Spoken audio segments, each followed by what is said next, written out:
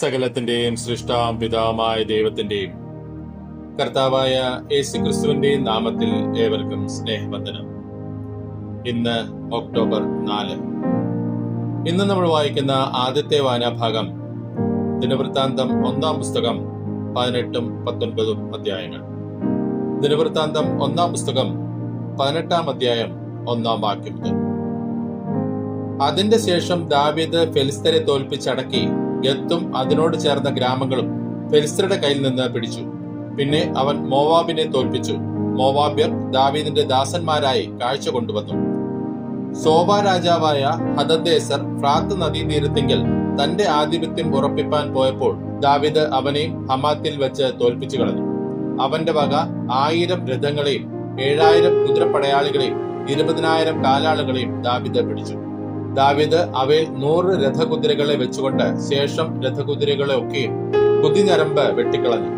Soba രാജാവായ ഹദദേസനെ സഹായിപ്പാൻ ദമശേക്കിലെ അരാമ്യർ വന്നപ്പോൾ ദാവീദ് അരാമ്യരിൽ 20,000 പേരെ നിഗ്രഹിച്ചു. പിന്നെ ദാവീദ് ദമശേക്കിനോട് ചേർന്ന അരാമിൽ കാവൽ പട്ടാളങ്ങളെ പാർപ്പിച്ചു. അരാമ്യരും ദാവീദിന് ദാസന്മാരായി കാഴ്ച കൊണ്ടുവന്നു. ഇങ്ങനെ ദാവീദ് ചെന്നിടത്തൊക്കെയും യഹോവ അവന് ജയം നൽകി. ഹദദേസന്റെ ദാസന്മാർക്കുണ്ടായിരുന്ന പൊൻപരിചകളെ ദാവീദ് എടുത്ത് യെരുശലേമിലേക്ക് കൊണ്ടുവന്നു. ഹദദേസന്റെ പട്ടണങ്ങളായ തിംഹാത്തിൽ നിന്നും കൂനിൽ നിന്നും അനവധി താമ്രവും കൊണ്ടുവന്നു. അതുകൊണ്ട് ശലോമോൻ താമ്രക്കടലും സ്തംഭങ്ങളും താമ്രപാത്രങ്ങളും ഉണ്ടാക്കി.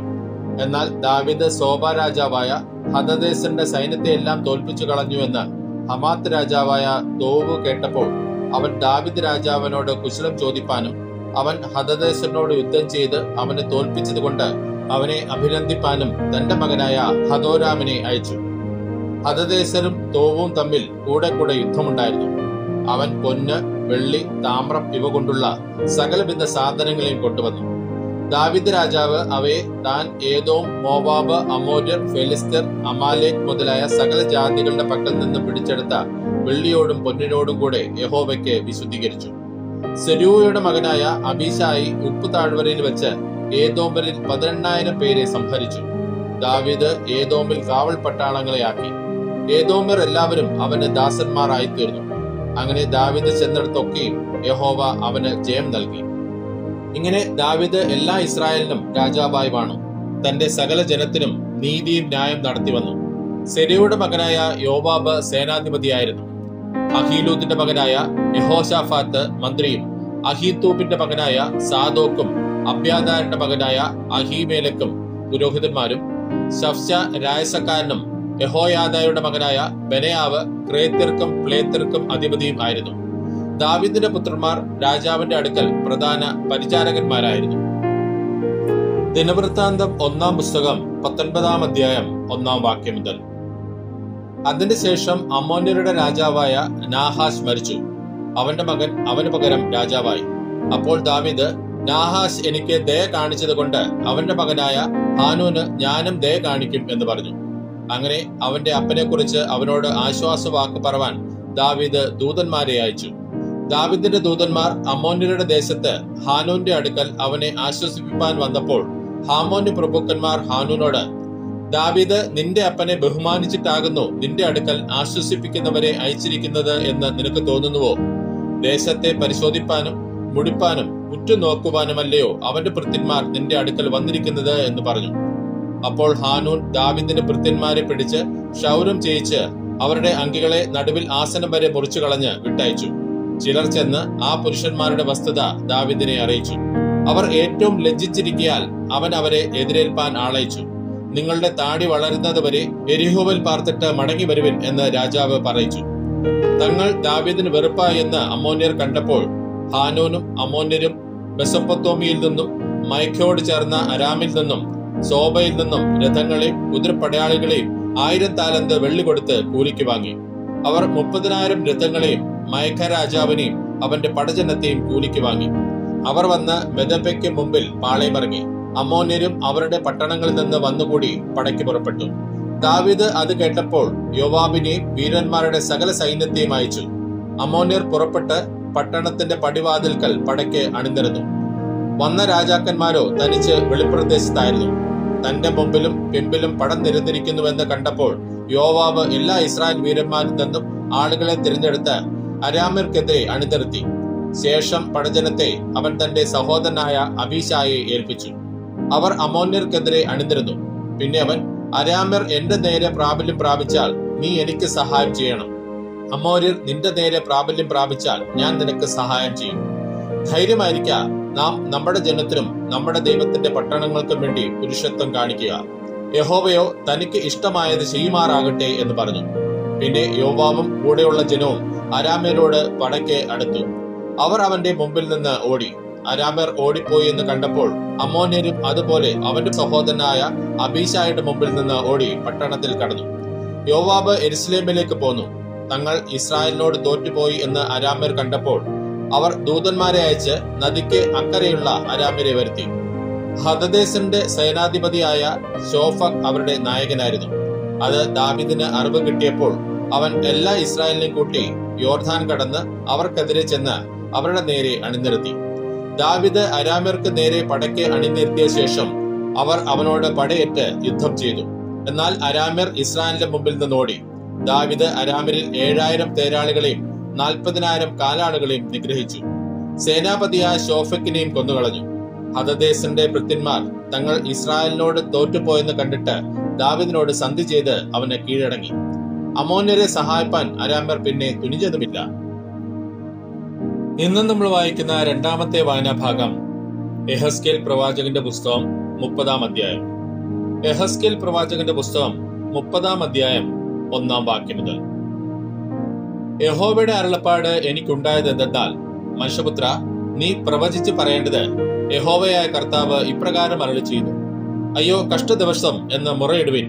നാൾ അടുത്തിരിക്കുന്നു, അതെ, യഹോവയുടെ നാൾ അടുത്തിരിക്കുന്നു. അത് മേഘമുള്ള ദിവസം, ജാതികളുടെ കാലം തന്നെ ആയിരിക്കും. മിസ്രൈമിന്റെ നേരെ വാൾ ഊരും. മിസ്രൈമിൽ നിഹതന്മാർ വീഴുകയും അവർ അതിലെ സമ്പത്ത് അപഹരിക്കുകയും അതിന്റെ അടിസ്ഥാനങ്ങൾ ഇടിക്കുകയും ചെയ്യുമ്പോൾ കൂശിൽ അതിവേദന ഉണ്ടാകും. കൂശ്യരും പൂത്യരും ലൂദ്യരും സമ്മിശ്ര ജാതികളൊക്കെയും കൂബ്യരും സഖ്യതയിൽപ്പെട്ട ദേശക്കാരും അവരോടുകൂടെ വാൾ കൊണ്ട് വീഴും. യഹോവ ഇപ്രകാരം അരുളി ചെയ്യുന്നു, മിസ്രൈമിനെ താങ്ങുന്നവർ വീഴും, അതിന്റെ ബലത്തിന്റെ പ്രതാപം താണുപോകും. സെവേന ഗോപുരം മുതൽ അവർ വാൾ കൊണ്ട് വീഴുമെന്ന് യഹോവയായ കർത്താവിന്റെ അരുളപ്പാട്. അവർ ശൂന്യദേശങ്ങളുടെ മധ്യേ ശൂന്യമായി പോകും. അതിലെ പട്ടണങ്ങൾ ശൂന്യ പട്ടണങ്ങളുടെ കൂട്ടത്തിൽ ആയിരിക്കും. ഞാൻ മിസ്രൈമിന് തീ വെച്ചിട്ട് അതിന്റെ സഹായക്കാരൊക്കെയും തകർന്നു പോകുമ്പോൾ ഞാൻ യഹോവയെന്ന് അവർ അറിയും. ആ നാളിൽ ദൂതന്മാർ നിശ്ചിന്തന്മാരായ കൂശ്യരെ ഭയപ്പെടുത്തേണ്ടതിന് കപ്പലുകളിൽ കയറി എന്റെ മുമ്പിൽ നിന്ന് പുറപ്പെടും. അപ്പോൾ മിസ്രൈമിന്റെ നാളിൽ എന്ന പോലെ അവർക്ക് അതിവേദന ഉണ്ടാകും. ഇതാ അത് വരുന്നു, യഹോവയായ കർത്താവ് ഇപ്രകാരം അരുളി ചെയ്യുന്നു. ഞാൻ ബാബേൽ രാജാവായ നെബൂഖദ്നേസറിന്റെ കൈയാൽ മിസ്രൈമിന്റെ പുരുഷാരത്തെ ഇല്ലാതാക്കും. ദേശത്തെ നശിപ്പിക്കേണ്ടതിന് അവനെയും അവനോടുകൂടെ ജാതികളിൽ ഭയങ്കരന്മാരായ അവന്റെ ജനത്തെയും വരുത്തും. അവർ മിസ്രൈമിന്റെ നേരെ വാളൂരി ദേശത്തെ നിഹതന്മാരെ കൊണ്ട് നിറയ്ക്കും. ഞാൻ നദികളെ വറ്റിച്ച് ദേശത്തെ ദുഷ്ടന്മാർക്ക് വിട്ടുകളയും. ദേശത്തെയും അതിലുള്ള സകലത്തെയും ഞാൻ അന്യജാതികളുടെ കൈയാൽ ശൂന്യമാക്കും. യഹോവയായ ഞാൻ അത് അരുളി ചെയ്തിരിക്കുന്നു. യഹോവയായ കർത്താവ് ഇപ്രകാരം അരുളി ചെയ്യുന്നു, ഞാൻ വിഗ്രഹങ്ങളെ നശിപ്പിച്ച് അവരുടെ മിഥ്യാമൂർത്തികളെ നോഫിൽ നിന്ന് ഇല്ലാതാക്കും. ഇനി മിസ്രൈം ദേശത്ത് നിന്ന് ഒരു പ്രഭു ഉത്ഭവിക്കുകയില്ല. ഞാൻ മിസ്രൈം ദേശത്ത് ഭയം വരുത്തും. ഞാൻ പത്രോസിനെ ശൂന്യമാക്കും. സോവാന് തീ വയ്ക്കും. നോവിൽ ന്യായവിധി നടത്തും. മിസ്രൈമിന്റെ കോട്ടയായ സീനിൽ ഞാൻ എന്റെ ക്രോധം പകരും. ഞാൻ നോവിലെ പുരുഷാരത്തെ ഛേദിച്ചു കളയും. ഞാൻ മിസ്രൈമിന് തീ വയ്ക്കും. സീൻ അതിവേദനയിൽ ആകും. നോവ് പിളർന്നു പോകും. നോഫിന് പകൽ സമയത്ത് വൈരികൾ ഉണ്ടാകും. അവേനിലെയും പീബേസ്യത്തിലെയും യൗവനക്കാർ വാൾ കൊണ്ട് വീഴും. അവയോ പ്രവാസത്തിലേക്ക് പോകേണ്ടി വരും. ഞാൻ മിസ്രൈമിന്റെ നുകമൊടിച്ച് അവളുടെ ബലത്തിന്റെ പ്രതാപം ഇല്ലാതാക്കുമ്പോൾ തപ്മനേസിൽ പകൽ ഇരുണ്ടുപോകും. അവളെയോ ഒരു മേഘം മൂടും. അവളുടെ പുത്രിമാർ പ്രവാസത്തിലേക്ക് പോകേണ്ടി വരും. ഇങ്ങനെ ഞാൻ മിസ്രൈമിൽ ന്യായവിധികളെ നടത്തും. ഞാൻ യഹോവ എന്ന് അവർ അറിയും. 11-ാം ആണ്ട് 1-ാം മാസം 7-ാം തീയതി യഹോവയുടെ അരുളപ്പാട് എനിക്കുണ്ടായതെന്തെന്നാൽ, മനുഷ്യപുത്ര, മിസ്രൈം രാജാവായ ഫറവോന്റെ ഭുജത്തെ ഞാൻ ഒടിച്ചിരിക്കുന്നു. അത് വാൾ പിടിപ്പാൻ തക്കവണ്ണം ശക്തി പ്രാപിക്കേണ്ടതിന് അതിന് മരുന്ന് വെച്ച് കെട്ടുകയില്ല, ചികിത്സ ചെയ്യുകയുമില്ല. അതുകൊണ്ട് യഹോവയായ കർത്താവ് ഇപ്രകാരം അരുളി ചെയ്യുന്നു, ഞാൻ മിസ്രൈം രാജാവായ ഫറവോന് വിരോധമായിരിക്കുന്നു. ഞാൻ അവന്റെ ഭുജങ്ങളെ ബലമുള്ളതിനെയും ഒടിഞ്ഞിരിക്കുന്നതിനെയും തന്നെ ഒടിച്ചുകളയും. വാളിനെ ഞാൻ അവന്റെ കയ്യിൽ നിന്ന് വീഴ്ച കളയും. ഞാൻ മിസ്രയീമിനെ ജാതികളുടെ ഇടയിൽ ചിഹ്നിച്ച് ദേശങ്ങളിൽ ചിതറിച്ചു കളയും. ഞാൻ ബാബേൽ രാജാവിന്റെ ഭുജങ്ങളെ ബലപ്പെടുത്തി എന്റെ വാളിനെ അവന്റെ കയ്യിൽ കൊടുക്കും. ഫറവോന്റെ ഭുജങ്ങളെയോ ഞാൻ ഒടിച്ചു കളയും. മുറിവേറ്റവൻ ഞരങ്ങുന്നത് പോലെ അവൻ അവന്റെ മുമ്പിൽ ഞരങ്ങും. ഇങ്ങനെ ഞാൻ ബാബേൽ രാജാവിന്റെ ഭുജങ്ങളെ ബലപ്പെടുത്തും. ഫറവോന്റെ ഭുജങ്ങൾ വീണുപോകും. ഞാൻ എന്റെ വാളിനെ ബാബേൽ രാജാവിന്റെ കയ്യിൽ കൊടുത്തിട്ട് അവൻ അതിനെ മിസ്രൈം ദേശത്തിന്റെ നേരെ ഓങ്ങുമ്പോൾ ഞാൻ യഹോവ എന്ന് അവർ അറിയും. ഞാൻ മിസ്രൈമിലെ ജാതികളുടെ ഇടയിൽ ചിഹ്നിച്ച് ദേശങ്ങളിൽ ചിതറിച്ചു കളയും. ഞാൻ യഹോവ എന്ന് അവർ അറിയും. ഇന്ന് നമ്മൾ വായിക്കുന്ന മൂന്നാമത്തെ വായനാഭാഗം അപ്പോസ്തലനായ പൗലോസ് ഗലാത്യർക്ക് എഴുതിയ ലേഖനം 5, 6 അധ്യായങ്ങൾ. അപ്പോസ്തലനായ പൗലോസ് ഗലാത്യർക്ക് എഴുതിയ ലേഖനം 5-ാം അധ്യായം 1-ാം വാക്യം മുതൽ. സ്വാതന്ത്ര്യത്തിനായിട്ട് ക്രിസ്തു നമ്മെ സ്വതന്ത്രരാക്കി. ആകയാൽ അതിൽ ഉറച്ചു നിൽപ്പിൻ. അടിമനുഖത്തിൽ പിന്നെയും കുടുങ്ങിപ്പോകരുത്. നിങ്ങൾ പരിച്ഛേദനയേറ്റാൽ ക്രിസ്തുവിനെ കൊണ്ട് നിങ്ങൾക്ക് ഒരു പ്രയോജനമില്ല എന്ന് പൗലോസായ ഞാൻ നിങ്ങളോട് പറയുന്നു. പരിച്ഛേദന ഏൽക്കുന്ന ഏത് മനുഷ്യനോടും അവൻ ന്യായപ്രമാണം മുഴുവനും നിവർത്തിപ്പാൻ കടപ്പെട്ടിരിക്കുന്നുവെന്ന് ഞാൻ പിന്നെയും സാക്ഷീകരിക്കുന്നു. ന്യായപ്രമാണത്താൽ നീതീകരിക്കപ്പെടുവാൻ ഇച്ഛിക്കുന്ന നിങ്ങൾ ക്രിസ്തുവിനോട് വേർപെട്ടുപോയി. നിങ്ങൾ കൃപയിൽ നിന്ന് വീണുപോയി. ഞങ്ങളോ വിശ്വാസത്താൽ നീതി ലഭിക്കുമെന്നുള്ള പ്രത്യാശാ നിവൃത്തിയെ ആത്മാവിനാൽ കാത്തിരിക്കുന്നു. ക്രിസ്തുയേശുവിൽ പരിച്ഛേദനയല്ല, അഗ്രചർമ്മവുമല്ല, സ്നേഹത്താൽ വ്യാപരിക്കുന്ന വിശ്വാസമത്രേ കാര്യം. നിങ്ങൾ നന്നായി ഓടിയിരുന്നു. സത്യം അനുസരിക്കാതിരിപ്പാൻ നിങ്ങളെ ആർ തടുത്തു കളഞ്ഞു? ഇങ്ങനെ നിങ്ങളെ അനുസരിപ്പിച്ചത് നിങ്ങളെ വിളിച്ചവന്റെ പ്രവൃത്തിയല്ല. അസാരം പുളിമാവ് പിണ്ടത്തെ മുഴുവനും പുളിപ്പിക്കുന്നു. നിങ്ങൾക്ക് ഭിന്നാഭിപ്രായം ഉണ്ടാകുകയില്ല എന്ന് ഞാൻ കർത്താവിൽ ഉറച്ചിരിക്കുന്നു. എന്നാൽ നിങ്ങളെ കലക്കുന്നവൻ ആരായാലും ശിക്ഷാവിധി ചുമക്കും. ഞാനോ സഹോദരന്മാരെ ഇപ്പോഴും പരിച്ഛേദന പ്രസംഗിക്കുന്നു എന്ന് വരികിൽ ഇനിയും ഉപദ്രവം സഹിക്കുന്നത് എന്ത്? അങ്ങനെയെങ്കിൽ ക്രൂശിന്റെ ഇടർച്ച നീങ്ങിപ്പോയല്ലോ. നിങ്ങളെ കലഹിപ്പിക്കുന്നവർ അംഗച്ഛേദം ചെയ്തുകൊണ്ടാൽ കൊള്ളായിരുന്നു. സഹോദരന്മാരെ, നിങ്ങൾ സ്വാതന്ത്ര്യത്തിനായി വിളിക്കപ്പെട്ടിരിക്കുന്നു.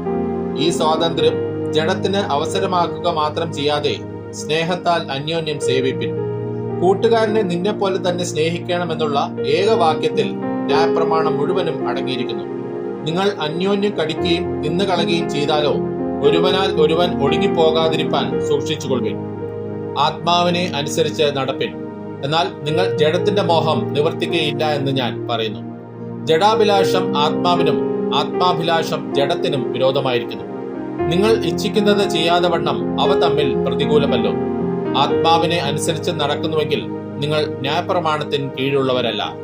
ജഡത്തിന്റെ പ്രവൃത്തികളോ ദുർനടപ്പ്, അശുദ്ധി, ദുഷ്കാമം, വിഗ്രഹാരാധന, ആഭിചാരം, പക, പിണക്കം, ജാരശങ്ക, ക്രോധം, ശാഠ്യം, ദ്വന്ദ്വപക്ഷം, ഭിന്നത, അസൂയ, മദ്യപാനം, വെറിക്കൂത്ത് മുതലായവ എന്ന് വെളിവാകുന്നു.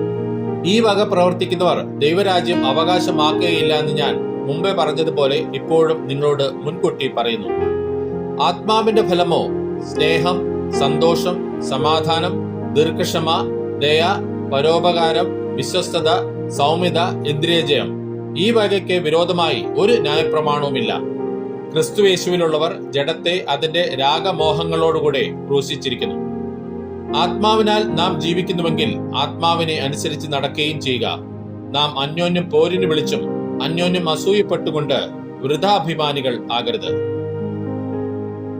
അപ്പോസ്തലനായ പൗലോസ് ഗലാത്യർക്ക് എഴുതിയ ലേഖനം 6-ാം അധ്യായം 1-ാം വാക്യം മുതൽ. സഹോദരന്മാരെ, ഒരു മനുഷ്യൻ വല്ല തെറ്റിലും അകപ്പെട്ടു പോയെങ്കിൽ ആത്മികരായ നിങ്ങൾ അങ്ങനെയുള്ളവനെ സൗമ്യതയുടെ ആത്മാവിനാൽ യഥാസ്ഥാനപ്പെടുത്തുവിൻ. നീയും പരീക്ഷയിൽ അകപ്പെടാതിരിപ്പാൻ സൂക്ഷിച്ചുകൊള്ളുക. തമ്മിൽ തമ്മിൽ ഭാരങ്ങളെ ചുമപ്പിൻ. ഇങ്ങനെ ക്രിസ്തുവിന്റെ ന്യായപ്രമാണം നിവർത്തിപ്പിൻ.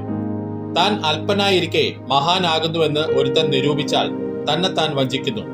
ഓരോരുത്തൻ താന്റെ പ്രവൃത്തി ശോധന ചെയ്യട്ടെ. എന്നാൽ അവൻ തന്റെ പ്രശംസ മറ്റൊരുത്തനെ കാണിക്കാതെ തന്നിൽ തന്നെ അടക്കി വെക്കും. ഓരോരുത്തൻ താന്റെ ചുമട് ചുമക്കുമല്ലോ. വചനം പഠിക്കുന്നവൻ പഠിപ്പിക്കുന്നവന് എല്ലാ നന്മയിലും ഓഹരി കൊടുക്കണം. വഞ്ചനപ്പെടാതിരിപ്പിൻ. ദൈവത്തെ പരിഹസിച്ചുകൂടാ. മനുഷ്യർ വിതയ്ക്കുന്നത് തന്നെ കൊയ്യും. ജഡത്തിൽ വിതയ്ക്കുന്നവൻ ജഡത്തിൽ നിന്ന് നാശം കൊയ്യും. ആത്മാവിൽ വിതയ്ക്കുന്നവൻ ആത്മാവിൽ നിന്ന് നിത്യജീവനെ കൊയ്യും. നന്മ ചെയ്യുകയിൽ നാം മടുത്തു പോകരുത്. തളർന്നു പോകാഞ്ഞാൽ തക്ക സമയത്ത് നാം കൊയ്യും. ആകയാൽ അവസരം കിട്ടും പോലെ നാം എല്ലാവർക്കും, വിശേഷാൽ സഹവിശ്വാസികൾക്കും നന്മ ചെയ്യുക. നോക്കുവിൻ, എത്ര വലിയ അക്ഷരമായി ഞാൻ നിങ്ങൾക്ക് സ്വന്തം കൈകൊണ്ട് തന്നെ എഴുതിയിരിക്കുന്നു. ജഡത്തിൽ സുമുഖം കാണിപ്പാൻ ഇച്ഛിക്കുന്നവരൊക്കെ ക്രിസ്തുവിന്റെ ക്രൂശ് നിമിത്തം ഉപദ്രവം സഹിക്കാതിരിക്കേണ്ടതിന് മാത്രം നിങ്ങളെ പരിച്ഛേദന ഏൽപ്പാൻ നിർബന്ധിക്കുന്നു. പരിച്ഛേദനക്കാർ തന്നെയും ന്യായപ്രമാണം ആചരിക്കുന്നില്ലല്ലോ. നിങ്ങളുടെ ജഡത്തിൽ പ്രശംസിക്കണമെന്ന് വെച്ച് നിങ്ങൾ പരിച്ഛേദന ഏൽപ്പാൻ അവർ ഇച്ഛിക്കുന്നതേയുള്ളൂ. എനിക്കോ നമ്മുടെ കർത്താവായ യേശു ക്രിസ്തുവിന്റെ ക്രൂശിലല്ലാതെ പ്രശംസിപ്പാൻ ഇടവരരുത്. അവനാൽ ലോകം എനിക്കും ഞാൻ ലോകത്തിനും ക്രൂശിക്കപ്പെട്ടിരിക്കുന്നു. പരിച്ഛേദനയല്ല, അഗ്രചർമ്മവുമല്ല, പുതിയ സൃഷ്ടി അത്രേ കാര്യം. ഈ പ്രമാണം അനുസരിച്ച് നടക്കുന്ന ഏവർക്കും ദൈവത്തിന്റെ ഇസ്രായേലിനും സമാധാനവും കരുണയും ഉണ്ടാകട്ടെ. ഇനി ആരും എനിക്ക് പ്രയാസം വരുത്തരുത്. ഞാൻ യേശുവിന്റെ ചൂടടയാളം എന്റെ ശരീരത്തിൽ വഹിക്കുന്നു. സഹോദരന്മാരെ, നമ്മുടെ കർത്താവായ യേശു ക്രിസ്തുവിന്റെ കൃപ നിങ്ങളുടെ ആത്മാവിനോടുകൂടെ ഇരിക്കുമാറാകട്ടെ. ആമേൻ. ഇന്ന് നമ്മൾ വായിച്ചു കേട്ട ഈ വേദഭാഗങ്ങളാൽ പിതാവായ ദൈവത്തിൽ നിന്നും കർത്താവായ ക്രിസ്തു യേശുവിൽ നിന്നും ഏവർക്കും കൃപയും കനിവും സമാധാനവും ഉണ്ടാകട്ടെ. ആമേൻ.